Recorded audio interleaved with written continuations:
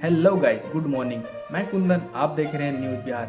चलिए जानते हैं आज की तमाम 25 बड़ी खबरों को। वैशाली में पुलिस जवान की गोली मारकर हत्या, बदमाशों को रोका तो चला दी ताबड़तोड़ गोली। बिहार में पुलिस पर हमले की एक घटना सामने आई है। वैशाली जिले में पुलिस के एक जवान को अपराधियों ने गोली मार दी और फरार हो गए। घटना सराय बाजार के सूरत चौक की है, जहां वाहन चेकिंग के दौरान इस घटना को अपराध कर्मियों ने अंजाम दिया। वहां चेकिंग करने के दौरान बदमाशों ने जवान को गोली मार दी और फरार हो गए। आनन फानन में जख्मी जवान को अस्पताल ले जाया गया, लेकिन उसकी जान नहीं बच सकी। सिपाही ने दम तोड़ दिया। वहीं पुलिस ने जवान को गोली मारने वाले अपराधी को पकड़ने के लिए कार्रवाई शुरू कर दी और दोनों बदमाशों को पुलिस ने पकड़ लिया। क्या बीएड अभ्यर्थियों को राहत देंगे चीफ जस्टिस? जानिए किस आधार पर पेश हो सकता है दावा। बिहार में बड़े पैमाने पर शिक्षक भर्ती की प्रक्रिया चल रही है। हाल में ही करीब 2.25 लाख पदों में बीपीएससी की ओर से शिक्षक भर्ती की परीक्षा ली गई। इस परीक्षा का रिजल्ट भी जल्द ही आने वाला है। इस बीच सबसे बड़ी समस्या बीएड अभ्यर्थियों के आगे आ गई है। सुप्रीम कोर्ट के एक फरमान के बाद बीएड अभ्यर्थियों को प्राइमरी कक्षाओं के लिए मात्र ही माना जाएगा। इसके बाद बिहार के कई शिक्षक बहाली परीक्षा में शामिल 3,90,000 बीएड योग्यताधारी अभ्यर्थियों के भाग्य का फैसला अधर में लटका हुआ है। बिहार सरकार ने सुप्रीम कोर्ट का दरवाजा खटखटाया और इस मामले में बड़ी सुनवाई 20 अक्टूबर को होने वाली है। सुप्रीम कोर्ट में याचिकाकर्ता की ओर से यह अनुरोध किया जा रहा है कि बड़ी तादाद में बीएड अभ्यर्थियों ने हाल में आयोजित परीक्षा में हिस्सा लिया है। अब उनके रिजल्ट को रोकने का फैसला कानूनी पेंच की वजह से लेना पड़ा है। इससे उन्हें राहत मिले। बता दें कि सुप्रीम कोर्ट में अब मुख्य न्यायाधीश के बेंच में इस मामले की सुनवाई होने वाली है।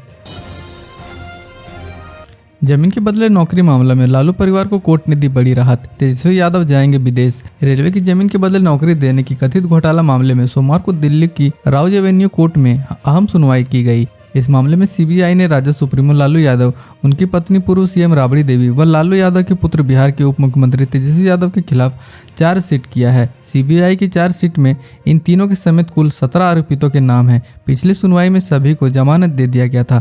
16 अक्टूबर को अदालत ने इस मामले में सुनवाई करते हुए लालू परिवार को बड़ी राहत दी है। तीनों को आज पेश नहीं होना पड़ेगा। अदालत ने पेन ड्राइव में चार्जशीट की कॉपी मांगी है। अब 2 नवंबर को इस मामले की सुनवाई होगी।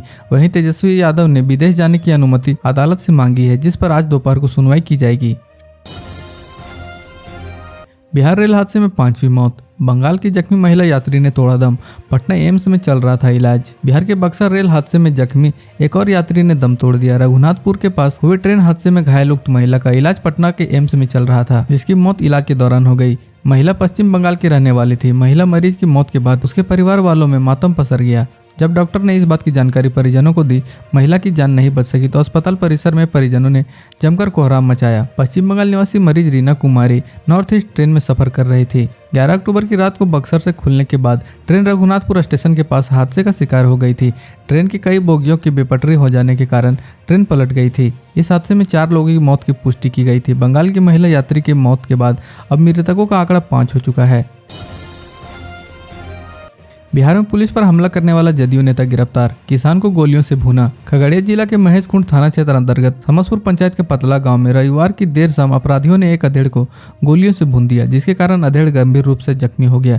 जख्मी को सदर अस्पताल ले जाने के दौरान रास्ते में दम तोड़ दिया। अस्पताल में चिकित्सक ने मृत घोषित कर दिया। बताया जाता है कि पतला गाँव के वार्ड संख्या 16 निवासी मिथिलेश सिंह उर्फ मुकुंद कुमार सिंह बासा पर बैठे हुए थे। अचानक बदमाशों ने ताबड़तोड़ फायरिंग शुरू कर दी। गोली लगते ही मिथिलेश सिंह उर्फ मुकुंद सिंह जमीन पर गिर गया। बासा पर गोली चलने की आवाज सुनकर उनकी पत्नी पिंकी देवी व पुत्र बासा पर पहुंचे। मिथिलेश को खून में लथपथ देख हल्ला और आसपास के लोगों को बुलाया। मृतक की पत्नी पिंकी देवी ने बताया कि मिथिलेश के शरीर में 5 गोली लगी है। बताया कि गांव के एक व्यक्ति से विवाद चल रहा था।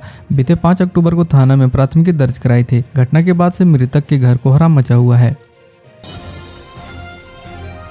इंतजार खत्म। बीपीएससी आज जारी कर देगा शिक्षक नियुक्ति परीक्षा का रिजल्ट।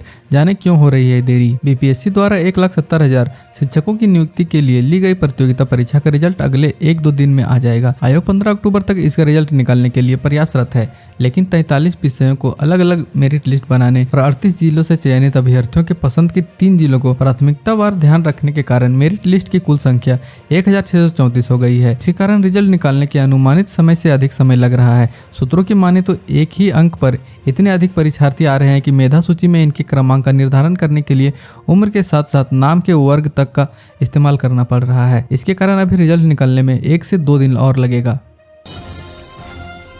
वैशाली, बेगूसराय और बिहार शरीफ में 37 करोड़ की लागत से बनेंगे 3 नए पावर सब स्टेशन। इन 6 जिलों का होगा फायदा। बिहार में निर्बाध एवं गुणवत्तापूर्ण बिजली आपूर्ति सुनिश्चित किए जाने को लेकर वैशाली, बेगूसराय और बिहार शरीफ में करीब 37 करोड़ रुपए की लागत से 3 नए पावर सब स्टेशन का निर्माण होगा। तीनों पीएसएस में 10 MVA क्षमता के 2 पावर ट्रांसफार्मर स्थापित होंगे। इसके साथ ही आधा दर्जन जिलों में नवनिर्मित ग्रिडों से पावर सब स्टेशनों को जोड़ने पर 46 करोड़ रुपए खर्च किए जाएंगे। बिजली आपूर्ति कंपनियों ने इसकी मंजूरी दे दी है।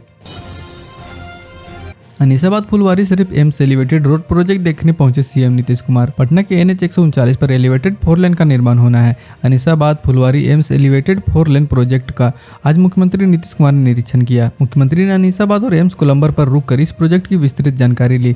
इस प्रोजेक्ट के निरीक्षण के बाद सीएम नीतीश कुमार ने अधिकारियों को जल्द कार्य शुरू करने का निर्देश दिया है। निरीक्षण के दौरान पथ निर्माण विभाग के अपर मुख्य सचिव प्रत्यय अमृत ने इस प्रोजेक्ट के संबंध में जानकारी देते हुए मुख्यमंत्री नीतीश कुमार को बताया कि इस प्रोजेक्ट में कुल लंबाई 8.9 किलोमीटर है, जिसमें 7.9 किलोमीटर एलिवेटेड सड़क बनना है।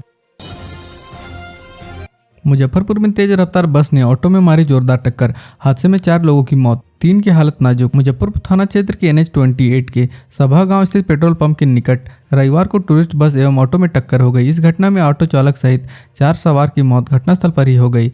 वहीं 3 लोग गंभीर रूप से घायल हो गए। हादसे के बाद चीख पुकार मच गई। सभी ऑटो सवार सुजावलपुर के रहने वाले थे। घटना बीच सड़क पर होने के कारण NH 28 पर आवाजाही बंद हो गई। घटना के बाद लोगों की भीड़ जुट गई और बस को घेर लिया गया। इस दौरान यात्री एवं चालक बस में ही दुबके रहे। लोगों ने बताया कि ऑटो को मोहम्मद मंसूर चला रहा था। इसी दौरान बंद पेट्रोल पंप के निकट से ऑटो सवार घर जाने के लिए घुमाने के लिए मुड़ने की कोशिश की थी। इसी दौरान समस्तीपुर की ओर से मुजफ्फरपुर की ओर जा रही टूरिस्ट बस से टक्कर हो गई। बिहार की ऐसी ही तमाम छोटी बड़ी खबरों को जानने के लिए चैनल को सब्सक्राइब कर लें और बेल आइकन भी प्रेस कर दीजिएगा ताकि हर वीडियो का नोटिफिकेशन आपके फोन में पहुंच जाए।